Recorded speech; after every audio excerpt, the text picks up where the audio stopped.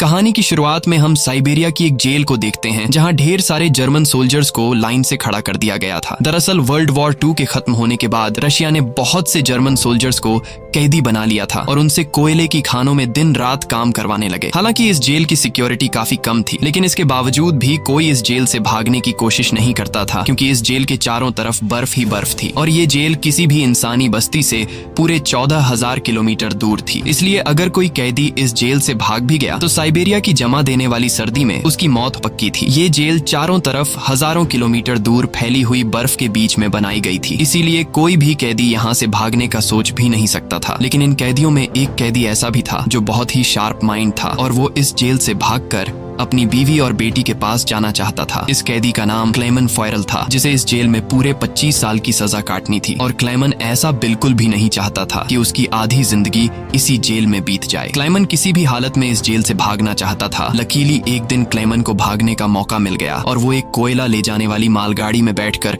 इस जेल से भाग निकला। अब जेल के बाहर जब उसने खुले आसमान में सितारों को देखा तो वो खुशी से झूम उठा, लेकिन ये खुशी कुछ ही देर की मेहमान थी। थोड़ी दूर चलने के बाद उस मालगाड़ी को रोक दिया गया और जब क्लेमन ने बाहर झांक कर देखा तो एक रशियन सोल्जर बंदूक ताने उसके सामने खड़ा था। बदकिस्मती से यहाँ क्लेमन पकड़ा गया और जेल से भागने के जुर्म में उसे एक ओपन एयर सेल में बंद कर दिया गया। सर्दी बहुत ज्यादा थी और रात में होने वाली बारिश ने क्लेमन की हालत खराब कर दी थी। उस सेल में क्लेमन को कुछ घंटों के लिए नहीं बल्कि पूरे 2 दिनों तक रखा गया। अब पूरे 2 दिन बाद अगली सुबह जेल का वार्डन उसके पास आया और उसे सेल से बाहर निकाल कर उससे कुछ भी टॉर्चर नहीं किया गया, बस सिर्फ ये बोला कि तुम्हारे साथी बेसब्री से तुम्हारा इंतजार कर रहे हैं। अब जब क्लेमन अपने साथियों से मिला तो वो सब लाठियां और डंडे लेकर उसका इंतजार कर रहे थे। वो सब क्लेमन पर बहुत गुस्सा थे क्योंकि क्लेमन के भागने की वजह से उन सबको पिछले 2 दिनों से भूखा रखा गया था और क्लेमन को अब वार्डन की बात समझ में आ गई कि उसने क्यों कहा था कि तुम्हारे साथी तुम्हारा इंतजार कर रहे हैं। अब क्लेमन को देखते ही बाकी कैदियों ने उस पर हमला कर दिया और उसे बहुत बुरी तरह से मारा। इस मारपीट में क्लेमन इतना जख्मी हो गया कि उसे जेल के हॉस्पिटल में एडमिट करना पड़ा। इस जेल का डॉक्टर भी एक जर्मन कैदी था। जैसे ही क्लेमन होश में आया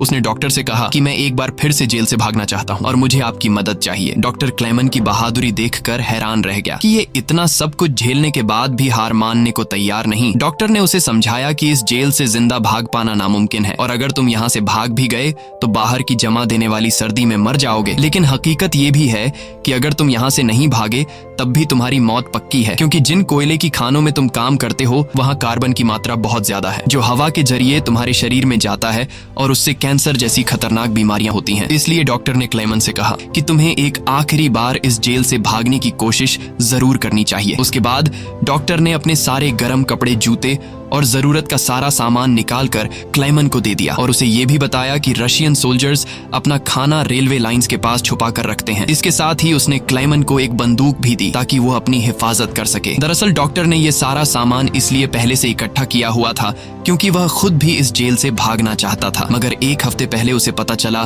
कि वह कैंसर का मरीज है और उसके पास 1 महीने से ज्यादा वक्त नहीं है। अब उसने क्लेमन को एक लंच बॉक्स दिया और कहा कि अगर तुम जिंदा बच गए तो मेरी फैमिली तक ये लंच बॉक्स पहुंचा देना और कहना कि मैं इस दुनिया में अब नहीं रहा। यहाँ एक बार फिर से रात के अंधेरे में क्लेमन दोबारा भाग निकला और इस बार उसने मालगाड़ी की बजाय पैदल चलने का फैसला किया। वो पूरी रात पैदल चलने के बाद सुबह भी चलता रहता है क्योंकि उसे डर रहता है कि कहीं रशियन सोल्जर उसे पकड़ न ले। अब जब सुबह वार्डन को पता चला कि क्लेमन जेल से फरार हो चुका है तो वो सीधा डॉक्टर से पूछताछ करने उसके कमरे में पहुंचा, लेकिन उसके पहुंचने से पहले ही डॉक्टर ने अपनी जान ले ली थी क्योंकि उसे पता था कि क्लेमन के भागने की खबर सुनने के बाद वार्डन मुझे बहुत तड़पा कर मारेगा। इसके बाद वार्डन ने कई रशिया सिपाहियों को क्लेमन की तलाश में भेजा और उसे जिंदा पकड़कर वापस लाने का हुक्म दिया, लेकिन कई दिनों की तलाश के बाद भी उसे क्लेमन का कोई पता न चल सका। क्लेमन की खुशकिस्मती ये थी कि बर्फबारी स्टार्ट होने की वजह से उसके पैरों के निशान मिटते जा रहे थे, जिससे क्लेमन को ढूंढना मुश्किल पड़ रहा था। अब सबको लगने लगा कि क्लेमन इस सर्दी में जमकर मर चुका होगा, मगर वार्डन मानने को तैयार नहीं था क्योंकि वार्डन जानता था कि क्लेमन बहुत स्ट्रॉन्ग है और वो इतनी आसानी से हार नहीं मानेगा, इसलिए उसने तलाश जारी रखने का हुक्म दिया। वहीं दूसरी तरफ हम क्लेमन को देखते हैं जो पूरे जोश के साथ बर्फीले तूफान को पार करते हुए आगे बढ़ रहा था। जेल से भागने के 9 दिन बाद उसे अचानक कुत्तों के भौंकने की आवाज सुनाई दी और जैसे ही वो पीछे मुड़ा उसने एक स्लेज को अपनी तरफ आते देखा। उससे पहले कि वो भागता वो स्लेज उसके पास आ गई और उस पर चढ़ती हुई आगे निकल गई। तभी क्लेमन की आंख खुल गई और उसे पता चला कि वो सिर्फ सपना देख रहा था। दरअसल क्लेमन पिछले 9 दिनों से पैदल चल रहा था और अब उसका खाना भी खत्म हो चुका था। भूख और थकान की वजह से उसका आगे बढ़ना मुश्किल हो गया था, लेकिन इसके बावजूद क्लेमन ने हार नहीं मानी और जैसे तैसे चलता रहा। कुछ दिनों के बाद उसका जिस्म भी जवाब दे गया और वो भूख से बेहोश हो गया। अब कुछ घंटों बाद जब उसे होश आया, उसने अपने आसपास एक अजीब सी आवाज सुनी। तभी उसने एक सील को देखा और ये देखते ही उसकी आंखें चमक उठी। उसने फौरन अपनी बंदूक निकाली और पूरी ताकत के साथ निशाना लगाने की कोशिश की, लेकिन थकान और कमजोरी की वजह से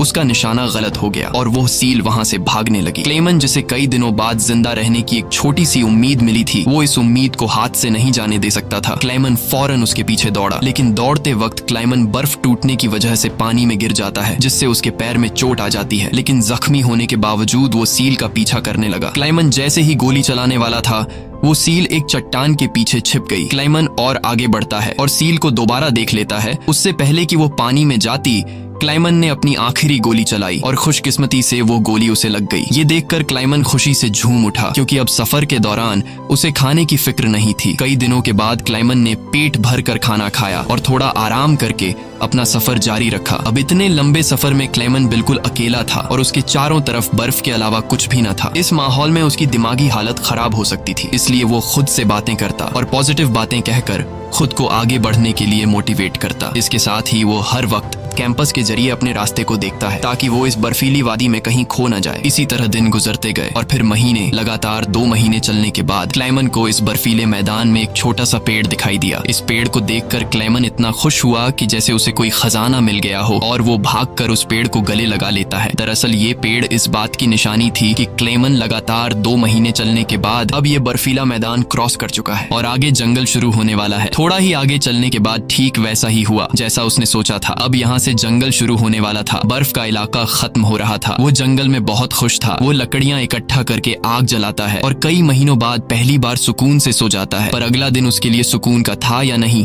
ये कोई नहीं जानता। दूसरी तरफ हम वार्डन को देखते हैं, जो अब भी क्लेमन की तलाश में था और उसने अपनी सर्च पार्टी को हुक्म दिया कि वो 500 किलोमीटर के दायरे में क्लेमन की तलाश करें। वहीं क्लेमन एक जंगल से होता हुआ आगे बढ़ रहा था कि अचानक वहां एक बर्फीला तूफान आ गया। ये तूफान इतना तेज था कि बड़े बड़े पेड़ भी जमीन से उखड़कर गिरने लगे। क्लेमन जैसे ही आगे बढ़ने की कोशिश करता है, एक बड़ा सा पेड़ सीधा उस पर गिर जाता है। क्लेमन की किस्मत अच्छी थी कि शाम में 2 आदमी यहाँ से गुजरे जो सोने की तलाश में थे। उन्होंने क्लेमन को देख लिया और वक्त पर उसकी जान बचा ली। उसके बाद ये तीनों एक साथ आगे बढ़े और कई दिनों के सफर के बाद बर्फीले मैदान से बाहर निकल आए। रास्ते में उन्हें एक दरिया मिला, जिसे पार करने के लिए उन्होंने लकड़ी की एक कश्ती बनाई। दरिया पार करते वक्त वह आपस में बातें करने लगे और एक दूसरे को बचपन के किस्से सुनाने लगे। लेकिन इसी बीच दरिया का बहाव तेज हो गया और कश्ती काबू से बाहर होने लगी। ऐसे में एक साथी का तवाजुन बिगड़ गया और वह सीधा पानी में जा गिरा। उसे तैरना नहीं आता था, वह डूबने लगा। ये देखकर क्लेमन ने पानी में छलांग लगा दी और किसी तरह उस आदमी को किनारे तक लाकर उसकी जान बचाई। दूसरी तरफ उनका दूसरा साथी उन दोनों को डूबने के लिए छोड़ देता है और अकेला आगे बढ़ गया। उसका दूसरा साथी बहुत ही लालची था। उसे लगा कि वो दोनों मर गए होंगे और लालच के चलते उसने अपने दोस्त का सोना भी खुद के पास रख दिया। थोड़ी देर बाद जब क्लेमन और दूसरा आदमी टेंट तक पहुंचे तो उस आदमी को अपने दोस्त पर बहुत गुस्सा आया और उसने उसे गोली मारकर उसकी जान ली। उसके बाद क्लेमन और वह आदमी ने सामान उठाया और सफर जारी रखा। वे दोनों कई महीनों तक इसी उम्मीद पर चलते रहे कि कोई इंसानी आबादी उन्हें मिल जाए। लेकिन दोबारा सर्दियों का मौसम आ गया और हर तरफ के जंगलात बर्फ की सफेद चादर में छुप गए। उस आदमी ने जो सामान उठाया था वह काफी भारी था, इसलिए उसे बर्फ में चलने में मुश्किल हो रही थी। ये देखकर क्लेमन ने उसका बोझ हल्का करने की कोशिश की और कहा कि कुछ देर के लिए अपना सामान मुझे दे दो। लेकिन यहाँ उस आदमी को शक हुआ कि शायद क्लेमन भी उसका सोना चुराना चाहता है, इसलिए उसने क्लेमन पर हमला करके उसे नीचे धकेल देता है, जिससे क्लेमन बेहोश हो जाता है। थोड़ी देर बाद क्लेमन को होश आया तो उसने देखा कि भेड़ियों का एक झुंड उसकी तरफ आ रहा है। अपनी जान बचाने के लिए वो एक दरख्त पर चढ़ने लगता है, लेकिन पेड़ पर चढ़ते वक्त एक भेड़िया उसका पांव पकड़ लेता है। लेकिन दरख्त कमजोर था और दरख्त दरमियान से टूट टूट गया जिससे क्लेमन नीचे गिर पड़ा। अब क्लेमन को लगा कि उसकी मौत पक्की है। तभी अचानक गोली चलने की आवाज आई। क्लेमन ने आंखें खोली तो उसने देखा कि कुछ भेड़िए मर चुके हैं और जो जिंदा थे वह भाग चुके हैं। दरअसल इलाके के शिकारियों ने आकर उसकी जान बचाई। वो उसे अपने गांव ले गए जहां गांव के लोगों ने उसका इलाज किया। बरसों की मेहनत के बाद क्लेमन एक इंसानी आबादी तक पहुंच चुका था। लोगों को देखकर उसे बेहद खुशी हुई। कई दिनों तक वो गांव में रुका और लोगों ने उसकी खूब खातिरदारी की। एक दिन गांव में एक लेटर आया जो किसी और का नहीं बल्कि खुद वार्डन का था। इसमें लिखा था कि एक जर्मन फौजी हमारी जेल से फरार हो चुका है और अगर किसी ने उसे पनाह दी तो वह गद्दार कहलाएगा। अब ना चाहते हुए भी क्लेमन को यह गांव छोड़ना पड़ा, क्योंकि अगर वो यहाँ से नहीं जाता तो वार्डन इस गांव वालों को भी सजा देते। जाने से पहले गांव के लोगों ने उसे खाने पीने का सामान और एक शिकारी कुत्ता दे देते हैं। इस लंबे सफर में अब क्लेमन का एक साथी भी बन गया है, इसलिए अब उसे अकेलापन महसूस नहीं हो रहा था। वे दोनों कई दिनों तक चलते रहे। रास्ते में उन्हें एक लकड़ी की फैक्ट्री नजर आई और कुत्ता खाने की तलाश में उसकी तरफ दौड़ा। अब क्लेमन अपने कुत्ते को बचाने के लिए मिल के अंदर गया। वहां वर्करों ने क्लेमन को पहचान लिया और उसे मालिक के पास ले गए। वहां जाकर क्लेमन ने मालिक को अपनी पूरी कहानी सुनाई, जिससे सबको क्लेमन पर तरस आया। उन्होंने उसे खाना खिलाया और जर्मनी जाने वाली ट्रेन में बिठा दिया। क्लेमन खुश था कि वह जल्द अपने घर पहुंच जाएगा, लेकिन वो नहीं जानता था कि मिल के मालिक ने उसकी खबर वार्डन को दे दी है। अब वार्डन अपने सिपाहियों के साथ स्टेशन पर उसका इंतजार कर रहा था, लेकिन स्टेशन पहुंचने से पहले क्लेमन ने दूर से रशियन सोल्जर्स को देख लिया और मौका मिलते ही ट्रेन से कूदकर भाग निकला। मगर बदकिस्मती से रशियन सिपाहियों ने उसे देख लिया और उसका पीछा करने लगे। क्लेमन ने जल्दी से पटरियां पार की, लेकिन अचानक न जाने वार्डन कहां से सामने आ गया। ये देखकर क्लेमन का दिल घबरा गया, क्योंकि अब उसे लगा कि उसकी बरसों की मेहनत जाया हो गई। अब इससे पहले कि वार्डन उसे गिरफ्तार करता, क्लेमन के कुत्ते ने वार्डन पर हमला करके उसे काट लिया और यूं एक बार फिर से क्लेमन को भागने का मौका मिल गया और वह पूरी जान लगाकर यहाँ से भागने लगा। लेकिन तभी उसे गोली चलने की आवाज आई और जब उसने पीछे मुड़कर देखा तो उसने अपने कुत्ते को मरा हुआ देखा। ये देखकर क्लेमन को काफी दुख हुआ, लेकिन इसके बावजूद भी वो रुका नहीं और अपनी पूरी ताकत से आगे बढ़ता रहा। उसके बाद वो पुल के ऊपर चढ़ा और नीचे से गुजर रही ट्रेन के ऊपर कूदकर वहां से भाग निकला और कुछ इस तरह से वो वार्डन के हाथों से फिर बच निकला। अब ऐसे ही दिन गुजरते गए और क्लेमन आहिस्ता आहिस्ता इस सफर में आगे बढ़ता रहा। देखते ही देखते साल 1952 आ गया और अब क्लेमन को जेल से भागे हुए पूरे 7 साल हो चुके थे। वो उस वक्त सेंट्रल एशिया में था और एक गांव के मेले में इधर उधर भटक रहा था। उस मेले में उसने खाने पीने की अलग अलग चीजें देखी। खाने को तो उसका मन कर रहा था, लेकिन उसके पास पैसे नहीं थे, इसलिए वो दिल पर पत्थर रखकर आगे बढ़ गया। तभी उसकी नजर 2 लड़कियों पर पड़ी जो मेले में पैनकेक्स बेच रही थी। क्लेमन ये पैनकेक तो खाना चाहता था, लेकिन उस बेचारे की जेब में 1 पाई तक नहीं थी, इसलिए वो मायूस होकर आगे चलने लगा। पर तभी उनमें से एक लड़की को उस पर तरस आ गया और उसने पैनकेक का एक हिस्सा तोड़कर क्लेमन को दे दिया। पहले तो क्लेमन को थोड़ा अजीब लगा, फिर उसने लड़कियों का शुक्रिया अदा करते हुए वो पैनकेक खा लिया। अब इस मेले में एक ज्यूइश आदमी भी था जिसने ये सब कुछ देख लिया था। उसके बाद क्लेमन एक चर्च में गया और ये आदमी भी उसका पीछा करते हुए चर्च में आ पहुंचा। दरअसल ये आदमी भी किसी जमाने में एक कैदी हुआ करता था, इसलिए उसने क्लेमन को पुलिस के हवाले नहीं किया और उसकी मदद करने की कोशिश की। उसके बाद वो क्लेमन को लेकर अपने घर गया, जहां क्लेमन ने कई साल बाद शेव की और अपने पुराने हुलिये में वापस आया। फिर उस आदमी ने क्लेमन को एक नया पासपोर्ट दिया ताकि वो रशिया के बॉर्डर को क्रॉस करके जर्मनी पहुंच सके। क्लेमन उस आदमी से बहुत खुश हुआ। जाने से पहले क्लेमन ने उसका शुक्रिया अदा किया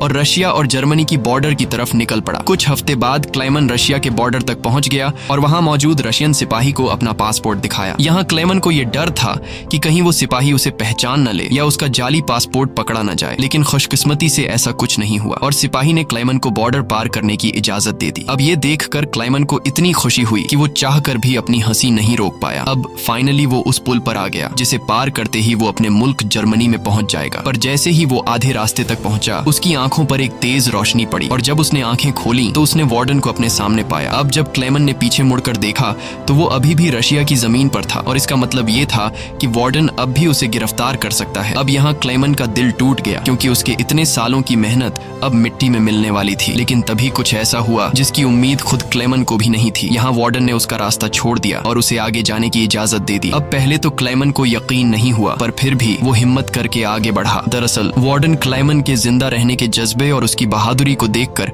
उससे काफी इंस्पायर हुआ, इसलिए उसने क्लेमन को गिरफ्तार नहीं किया और उसे अपने मुल्क वापस जाने दिया। और तभी वार्डन उससे ये कहता है, ये लड़ाई बस 2 सोल्जर्स के बीच थी, एक मैं और एक तुम, और इसे तुम जीत गए। जाओ अपनी जिंदगी जी लो। अब फाइनली क्लाइमन ने उस बॉर्डर को पार किया और अपने देश जर्मनी पहुंच गया। इसके बाद वो अपने घर के करीब पहुंचा जहां उसने अपनी बेटी और बीवी को देखा। अब थोड़ी देर बाद वो दोनों चर्च जाने के लिए घर से निकलती हैं तो क्लेमन भी उनका पीछा करता हुआ चर्च में आ गया। हालांकि क्लेमन ने अभी तक अपनी बेटी को आवाज नहीं दी थी क्योंकि उसे उम्मीद थी कि एक दिन जरूर उसके पिता आएंगे। जब उसकी बेटी ने पीछे मुड़कर देखा तो उसने अपने पिता को पहचान लिया और दौड़कर अपने पिता को गले से लगा लिया। अब इतने सालों बाद क्लेमन को जिंदा देखकर उसकी वाइफ की खुशी का तो कोई ठिकाना नहीं था। फाइनली उन तीनों ने एक दूसरे को गले लगाया और इसी के साथ सच्ची कहानी पर बनाई गई ये फिल्म यहाँ पर खत्म हो गई। उम्मीद है आपको आज की कहानी पसंद आई हो। अगर आपको ये वीडियो अच्छी लगी हो तो इसे लाइक कर देना और चैनल को सब्सक्राइब कर